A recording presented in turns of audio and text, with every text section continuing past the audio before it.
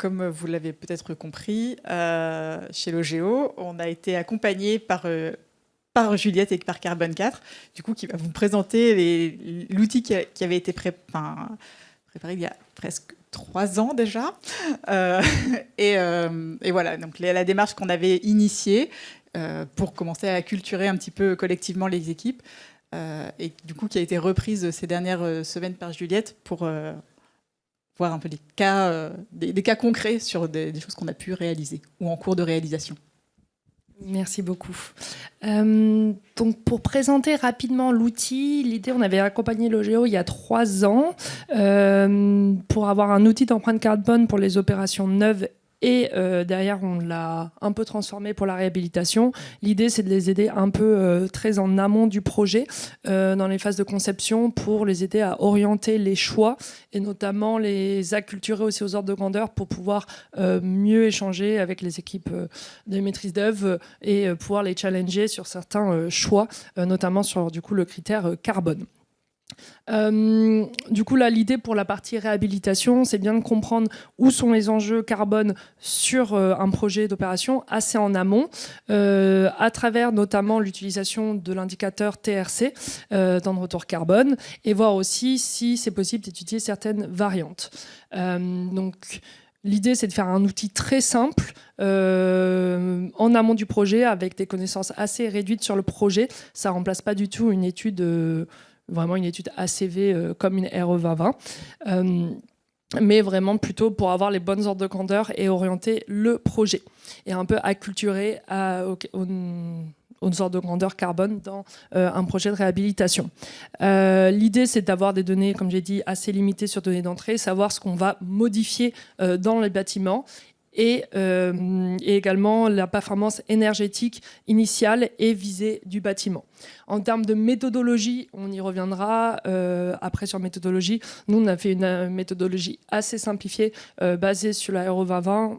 À l'époque, il y a 3 ans, c'était moins avancé les méthodologies, mais globalement, on va prendre en compte seulement les éléments neufs. Ça permettait aussi d'avoir moins de connaissances sur le bâtiment. Quand on a moins de connaissances, on ne peut pas faire une ACV complète, comme ce qui a été fait dans le hub et ce qui sera montré juste après. Donc c'était juste pour présenter rapidement l'outil. L'idée, c'était plutôt de vous montrer à quoi peut servir un outil comme ça, pas forcément celui-là, mais en gros, en quoi le fait d'intégrer la notion carbone, qu'est-ce que ça va pouvoir vous aider à faire sur vos projets.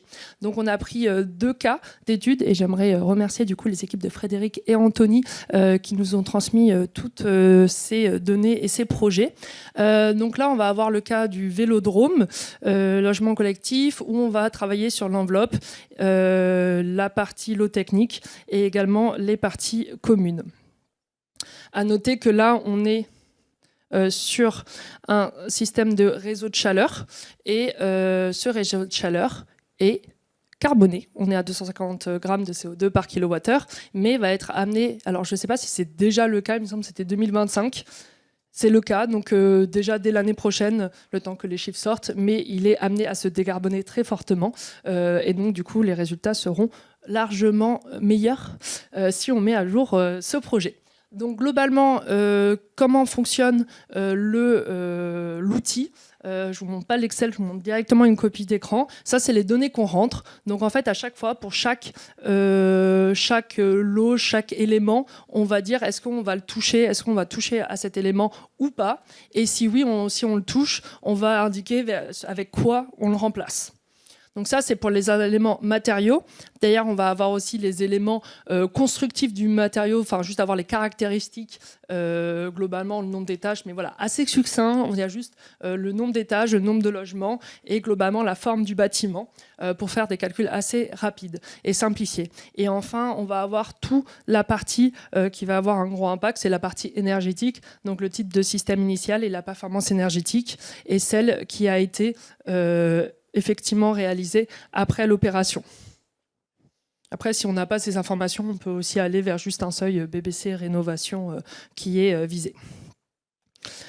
Et du coup, qu'est-ce que ça donne en termes de ratio indicateur sur ce projet-là, où du coup, on ne va pas aller vers un changement de vecteur énergétique. On est autour de 200 kg de CO2 par mètre carré. 200 kg, ça donne quoi? Est-ce que ça vous parle? Globalement, du coup, on est quand même 3 fois moins que le neuf. Donc là, quand le cas, on en a parlé par rapport à est-ce que c'est mieux qu'une restructuration, là, clairement, vous êtes dans un cas de réhabilitation énergétique.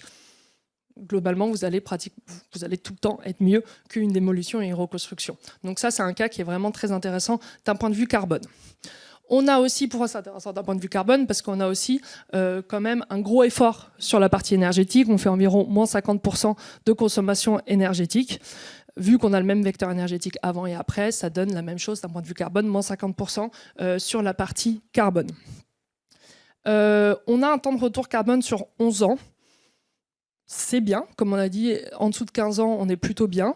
Ça veut dire que globalement, au bout de 15 ans, vous allez voir les gains carbone sur cette opération.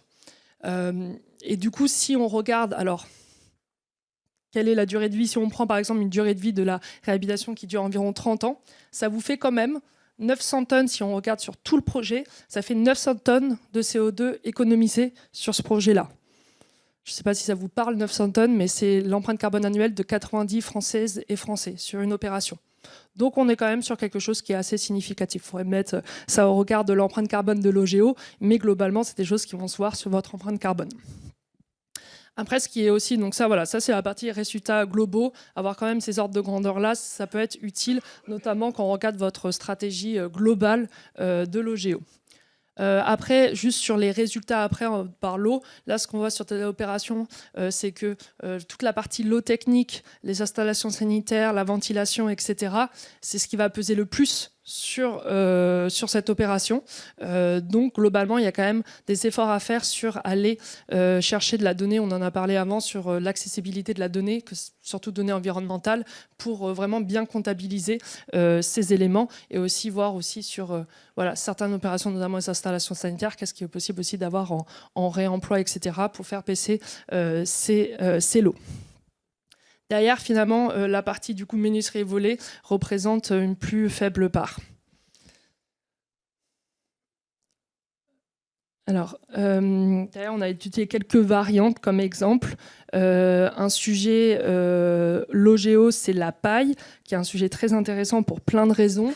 Là, sur l'opération, comment ça a été, et sur la modélisation, en termes carbone, finalement, ça a un impact assez faible, car finalement, le poids de l'isolation dans cette opération est assez faible. Donc effectivement, une variante sur un poids carbone initialement assez faible, ça reste faible. Ce qui est intéressant, du coup, ça va être voilà, le réemploi. Du coup, baisser l'empreinte carbone de 13%, c'est très intéressant. Et enfin, la décarbonation du vecteur énergétique. Du coup, on a testé avec... au début, on ne savait pas que le réseau de chaleur allait se décarboner, donc on a voulu faire l'exercice avec l'installation du pompe à chaleur. Et dans ce cas-là, on atteint vraiment des TRC, il me semble que c'était un TRC de 3-4 ans, donc on passe de 11 ans à 3-4 ans. On est vraiment sur un impact assez important. Et on peut imaginer, il faudrait revoir avec, du coup, une fois que ça sera mis à jour, mais le facteur d'émission réel du réseau de chaleur, une fois que, du coup, on a la chaleur fatale intégrée dans le réseau. Mais on va sûrement avoir des chiffres assez similaires. Donc là, vous allez avoir une opération potentiellement avec un TRC de 3-4 ans. Globalement, là, on est vraiment sur une très bonne opération. Ça ne veut pas dire qu'on ne peut pas aller plus loin, effectivement. Et le deuxième cas qu'on voulait vous montrer, c'est Notre-Dame de Bondeville. Du coup, pareil, on va travailler sur l'enveloppe et également sur la partie lot technique, sachant que là, ce qui est intéressant, c'est qu'on va sortir, pour l'ECS, on va sortir du gaz et on va avoir normalement des chauffe-eau thermodynamiques individuels, il me semble. Donc là, sur cette opération, pareil, on va... pompe à chaleur, tout. Voilà, donc après il y a les cas sur les variantes. Donc là, encore une fois, on remplit toutes les données. Je ne vais pas aller en détail. Et sur les résultats, donc d'un point de vue énergétique, encore une fois, on voit qu'on a une forte baisse de la consommation énergétique, de moins 55%.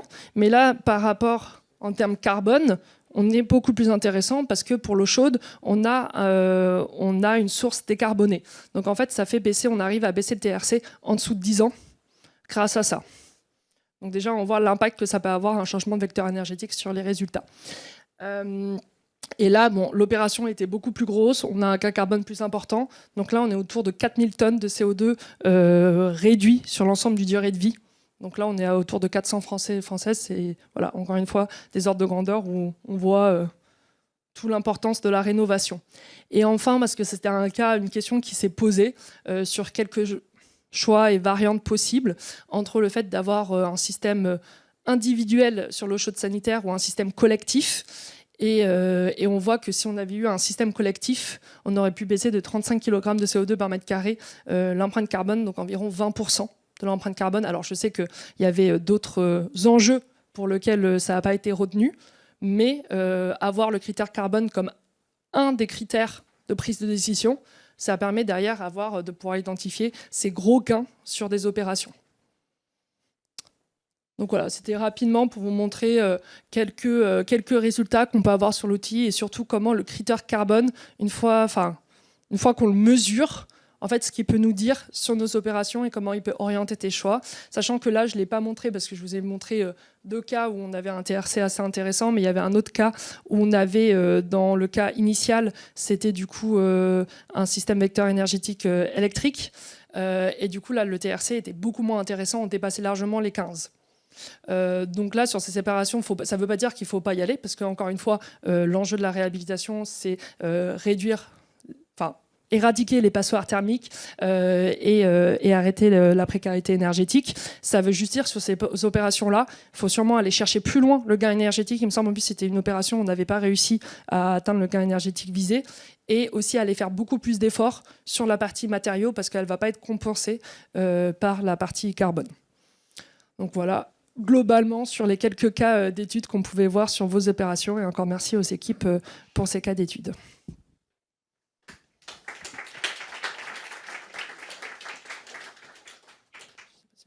Questions. Merci Juliette. Une petite question d'Amandine. Bonjour, j'avais une question sur le premier exemple. Vous dites que en tenant compte du fait que le réseau de chaleur a évolué, le temps de retour carbone serait moindre. Mais si j'ai bien compris, le temps de retour carbone, il est calculé en comparant les émissions carbone des travaux de réhabilitation avec ce qui est évité. Mais donc, quand vous prenez en compte la baisse sur le réseau de chaleur, vous n'avez pas intégré les travaux sur le réseau de chaleur. Enfin, ça me paraît un peu artificiel mais je ne connais pas la méthodologie dans le détail. Donc voilà.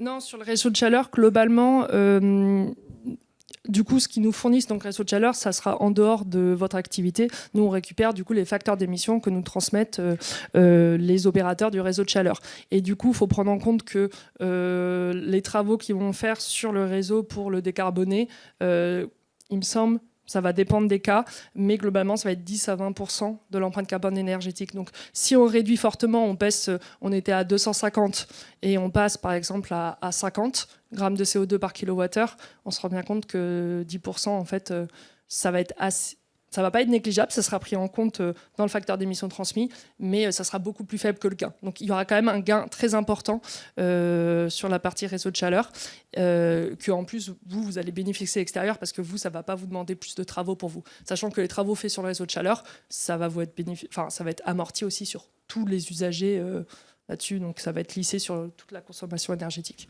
Donc globalement, sur la plupart des cas où on sort des énergies fossiles, il y a peu de cas où les travaux vont avoir plus d'impact que vraiment l'énergie fossile consommée. C'est souvent beaucoup plus faible. Mais pas négligeable pour autant, donc il faut aussi décarboner ces travaux.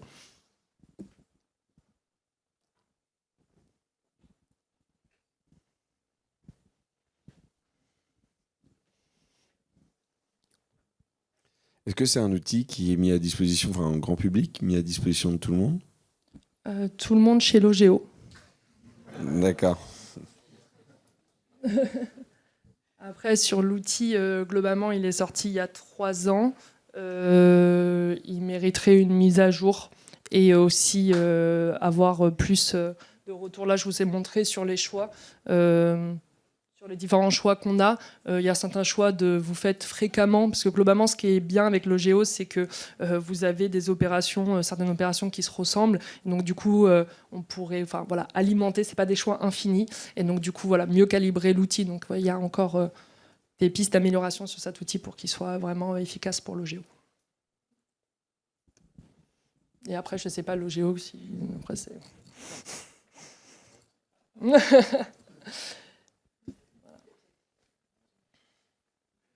Par rapport à un logiciel ACV classique, où parfois il y a une part, il y a un module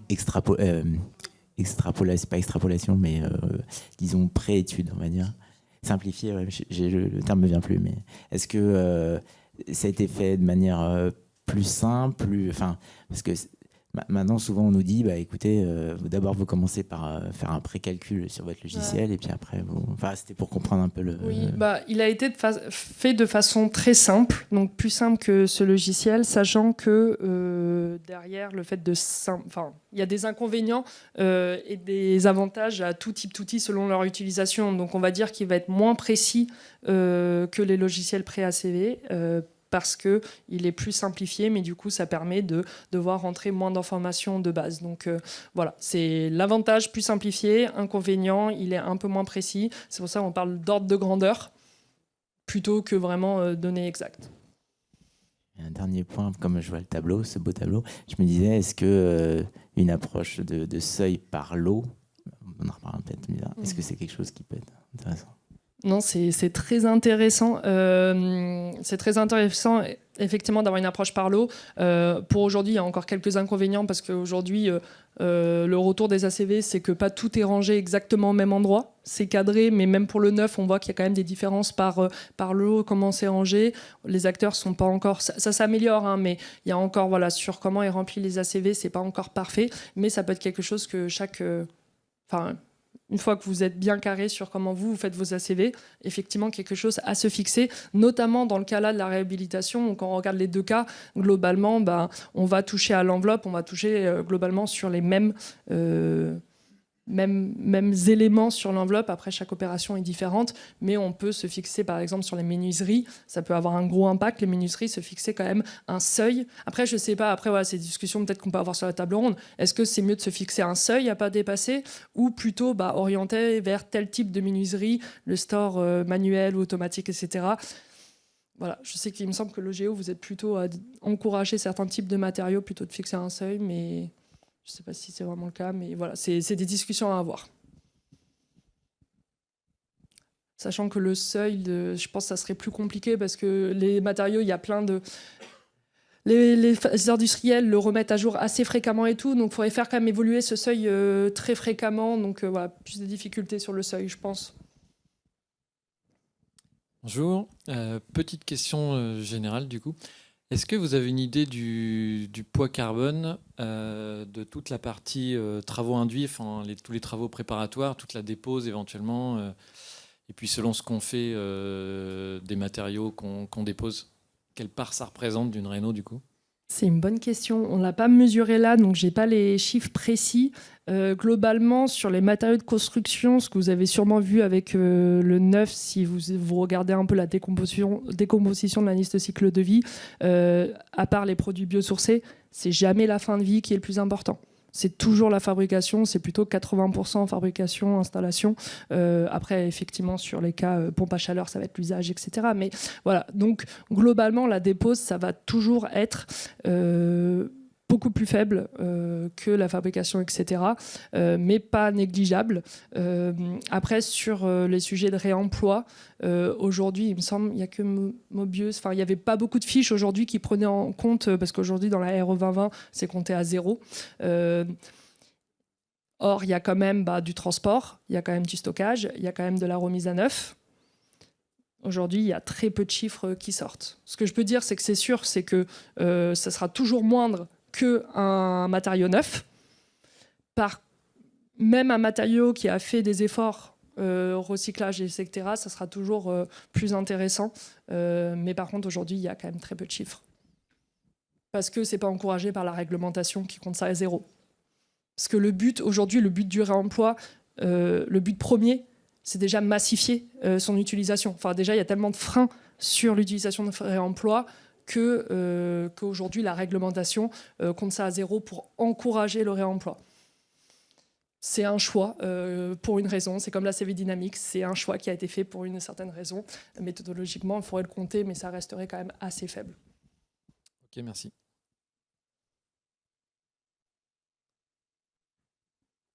Merci beaucoup et je laisse ma parole. Sylvain. Merci.